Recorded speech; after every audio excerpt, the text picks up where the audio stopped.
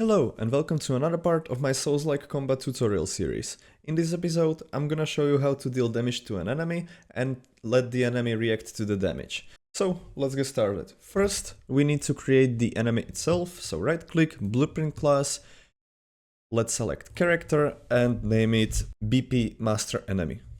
This is the main enemy class, and when you want to create some different enemies, you just right click on it and create a child blueprint class. But for now, I'm just gonna use the master enemy, so open it, and firstly we need some variables here. Let's set it up, so select mesh, select your skeletal mesh asset. I'm gonna use the SKM Many from Unreal Engine 5, and also for now I'm just gonna use the anim class player character that we created in the previous episode. Now we need some variables, so for that let's add the status component. But the status component right now has just movement speed variables and stamina variables, and we need health variables. So right click on it, edit status component, and add two variables here, floats, and one will be current health, another one will be max health. With this, we can go back to the master enemy and set the current and max health. For us to actually see it updating, I'm gonna use 80 for current health and 100 for max health. Now let's create the health bar itself. So right click, user interface, widget blueprint, user widget, and I'm gonna call it UI HP bar enemy. Open it, select desired, and now we just need progress bar right here. Let's rename it to health bar. And also set the fill color to whatever you like. I'm gonna choose red. And now we need to go to the graph and create a function that will update the health bar itself. So create a function, call it refresh health bar. And this one will have one input of the type status component called status component. Now from here, drag current and max health. And divide the current health with the max health. This will give you the percentage. Now we just need to update the health bar, so get the health bar, set %, and hook this to the %. And lastly, we can return. Now this is it for the enemy health bar, so close it, go back to the master enemy, and let's add widget here. I'm gonna call the widget health bar. And on the right side, we need to set the space to screen, and widget class will be the HP bar enemy that we just now created. Also, the draw size is how big the widget actually is. So I'm gonna use 150 to 15. And let's move it above his head. Now go to the event graph, delete this, and get your health bar. And get user widget object. This will get you the user widget, and now we just need to cast it to the enemy health bar. Because this is 100% the enemy health bar, we can just right click and convert it to pure cast. And now let's just promote it to a variable called health bar reference. And with this, we can refresh the health bar itself, and also don't forget to add the status component right here. Now when we go to the third person map and grab the master enemy to the world and hit play, we can see that the health bar is actually set to 80 HP from 100. But we still cannot deal damage to the enemy, so let's change that. Firstly, let's create an interface. So right click, blueprint, and blueprint interface. I'm gonna call it I interactions. And this interface will just send damage from player to the enemy. Interfaces are essentially communicating between two different blueprints. So this new function will be called receive damage, and it will have two inputs. One will be the damage amount of the type float, and the other one will be actor, and it will be called attacking actor. Okay, that's it for the interactions, so close it. And now let's open the master weapon, because we need one variable here. This variable will be called damage, or weapon damage rather. And this will tell how much damage we actually deal with the specific weapon. Also, you could technically, if you have multiple childs and you don't use just the master weapon like me, you could create some collisions here and have them do the work of checking if the sword hit the enemy. But I'm gonna use the line traces for that. So for that, we actually need to go to the weapon mesh itself, and we need to create two sockets right here. First one will be called start point and the other one will be called end point. And also move the start point where do you want to start the line trace, and end point where it will end. And do this with every weapon that you want to actually use. For me, it's just gonna be this one weapon, so I'm done right here. And now go to the third person character, and we need 3 custom events here. First one will be trigger line trace, the other one will be stop line trace, and the last one will be apply line trace. Now let's start with the trigger line trace. First thing we need to do is set timer by event. The event will be apply line trace, and it will be looping, and with the time 0.01. And also we need one new variable here called hit targets, and this one will be of the type actor, and it will also be array. And when we trigger the line trace, we need to clear this hit target, or rather, let's clear it right before the timer. So what this does is, firstly, we clear hit targets, which means this will store all the targets that we already hit with the one attack, so we won't hit one enemy multiple times with one attack. And the set timer by event means that this will be a timer that will apply each 0.01 second, and the timer just lets us loop the apply line trace, which will spawn the line traces itself. Now for the stop line trace, we just need to drag from the return value and type clear and invalidate timer by handle, and this will be done with stop line trace. Now for the line trace itself, I'm gonna use the multi-sphere trace by channel. The start and end points will be the sockets that we created, so for that let's grab the equipped weapon and grab the weapon mesh and not the current weapon mesh.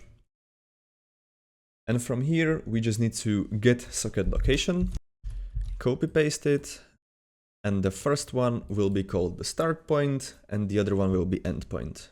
Now the start point will go to the start, end point will go to the end, and the radius, I'm gonna choose 15. Now for the trace channel, we will create a new trace channel. You will only see visibility and camera here. I already created the damage, but you can create it when you go to the project settings, type here channel, and here you have trace channels. So just click on a new trace channel, name it, and default response set to ignore. Now select the trace channel here. And lastly, we just need to get the actors to ignore. So let's make array. Let's add one pin. And first one will be the equipped weapon. And the other one will be self. So this just means that the sphere trace by channel will ignore the character and his weapon. I'm also gonna choose the draw debug type to for duration, so I'm actually gonna be able to show you how it looks. And now if we trace, we firstly need to check if we hit something. So grab the return value and get the branch. And if this is true, we need to get the out hits and for each loop them. Now from the array element, let's drag and break hit result. And get the hit actor, get class. And check if this class is child of the master enemy. So class is child of. And select the master enemy right here. And we also need to check if we did not already hit the target. So get the hit targets, type contains, plug the hit actor, get not boolean, and also get end boolean. And now we just need branch. So again, firstly, we check if the hit actor is child of the master enemy, which means that it is the enemy. And then we check if we did not hit the character already. And if those two are true, we first need to add the hit actor to the hit targets. So we will not hit him twice. And now we can deal damage to the enemy. So for that, I actually forgot. Let's go to the class settings, and in the implemented interfaces, let's add the eye interactions, and also go to the master enemy, go to the class settings, and do the same thing here. Now go back to the third person character. From the hit actor, we need to cast it to the master enemy. And because we again know that this is the master enemy, because we checked it right here, we can right click, convert to pure cast. And now we just drag from here and type receive damage. And we want the eye interactions receive damage. Now the attacking actor will be, of course, ourselves, and the damage amount will be the weapon damage amount. But for that, let's create a function. This function will be called calculate weapon damage. It will be pure function, and it will have one output of the type float called calculated damage. Now with this, we can just go grab the current player state and switch on player state. Also get your equipped weapon, get weapon damage, and let's copy the return node a few times. First one, the light attack, will be the basic weapon damage. Then we have the heavy attack, so that, for example, might be multiplied by 1.8. Then the running attack, that can be multiplied, for example, by 1.2. And the rolling attack is also the step back attack. That can be, for example, 1.6. And now we just have the backstep and riposte, so set them, and I'm gonna choose, for example, 3. So the backstep and riposte will actually really hurt. You can calculate damage however you want. This is just so I can show you that it is actually flexible and you can do whatever you want here. So go back to the event graph, get the calculate weapon damage, and plug it to the damage amount. Now let's go back to the BP master enemy and double click on the receive damage right here in the interfaces.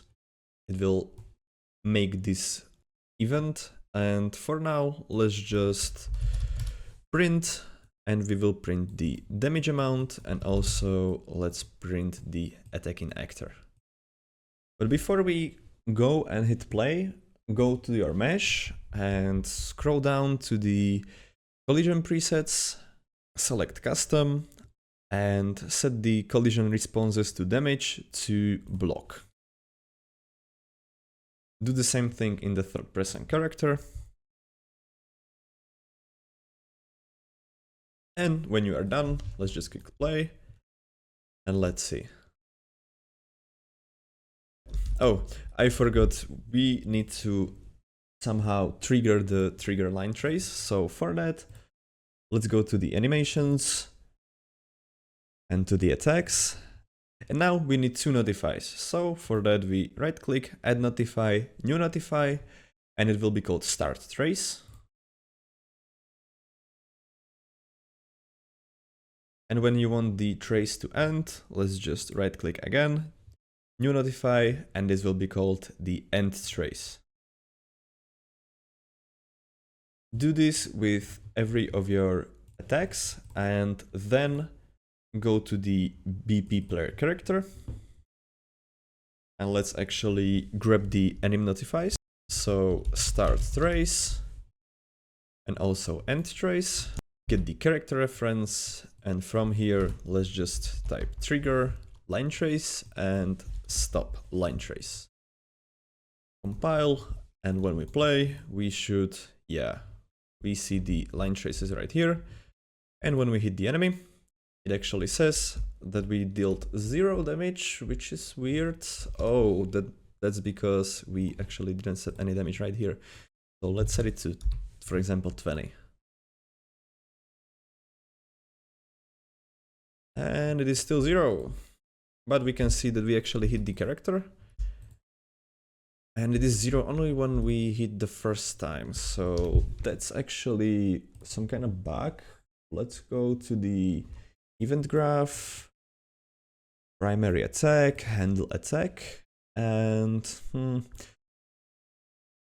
let's try to switch the current player state with the handle stamina region, because maybe the delay does some nasty things.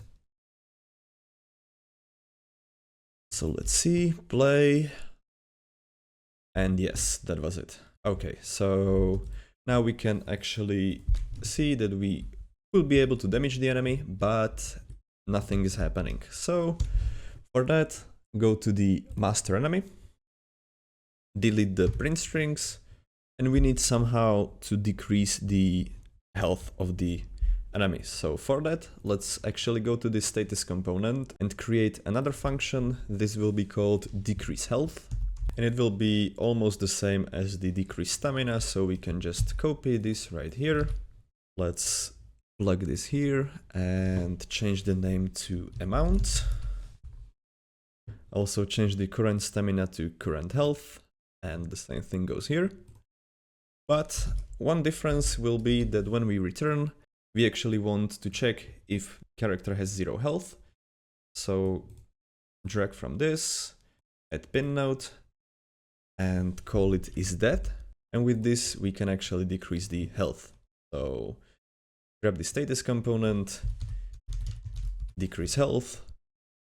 The amount will be damage amount. And now don't forget to get the health bar reference and the refresh health bar. And let's grab isDead output and get the branch. Now, if this is true, we want to handle the death. So for now, let's just destroy the actor. And now when we hit play and actually hit the enemy, we can see that we deal damage to him. But he doesn't respond in any way. So for that to change, we need to build the false path. Now, if you don't have any hit notification or hit indicator animations or whatever they are called, you don't need to do this, but if you do have them, I'm gonna show you how to use them. So go back to the master enemy. So for that, we need to create a function. This function will be called getHitAnimation. It will have one input of the type actor. It will be called attacking_actor, and one output that will be AnyMontage, and it will be animation. Now this will be a little bit harder to explain because it's math and I don't know how to explain math properly, but essentially what we need to calculate first is, let's say this is the enemy and this is the player. And we want to get this angle right here. And for that, we need to grab the attacking actor and get actor location. Also get the actor location of the enemy. Now find look-at rotation. The start will be the enemy and the end will be attacking actor. We also need to get the actor rotation. And from this, get the delta rotator. And just split the struct pane because we need only the yaw. So this actually gets us this angle. But now we need to check where actually the character is based on the enemy front. And also don't forget, Unreal Engine has this thing where the left side goes from 0 to 180. And the right side is calculated from 0 to minus 180. So get the yaw and type in range float. And firstly, we need to check the front angle, which is like this. That will be from minus 45 to 45. Now for the back angle, which is something like this, we need to check from minus 180 to minus 135. And also, let's copy it again, we need to check 135 to 180. Of course, the value will be the yaw, and return value will be or boolean. Because if it's either one of these, the character hits from the behind. Now let's copy the in range. For the left angle, it will be 46 to 134. And lastly, the right angle will be from minus 134 to minus 46. So now we have angles set up, but we still have just the boolean here. And how do you get the animation that you want? Well, for that we actually need an enum. So let's create one. Right click, blueprint, enumeration, and this will be called hit angle. Open it and it will have 4 angles. First one is front, then back, then left, and then right. Now go back to the master enemy and let's start with the right angle right here. Grab the return value and type select, get this select, and now right click on the true or false, change pin type, and this will be the hit angle enum that we created right now. Now if this is true, we want to select the right. And if it's false, let's just set it to front, whatever. Now copy the select again and hook the left angle. And if the left angle is true, we want to choose the left. And if it's false, we choose the return value from the previous select. Now let's do the same thing for both of these. So again, choose back, false is return value, copy, choose front, and false is return value. Now with this, we can actually select the specific animation. And how do we do that? Well, it's enum, so let's just switch on hit angle. And let's copy 3 times the return node, hook all of them in, and for the front, let's just hit the hit front, back will be hit back, left will be hit left, and right will be hit right. And in the event graph, get the hit animation. Also let's tick the pure, and now hook the attacking actor, and the last thing we need is play anim montage. Also, it's gonna be on false. Now when we play and actually hit the enemy, he plays the back animation. Now from the right, or left rather, he plays left. In the front, he plays front, and in the back, he actually dies. So that's for dealing damage, hitting enemies, and also enemies reacting to the damage based on the angle. I hope this helped you somehow, and have a wonderful day.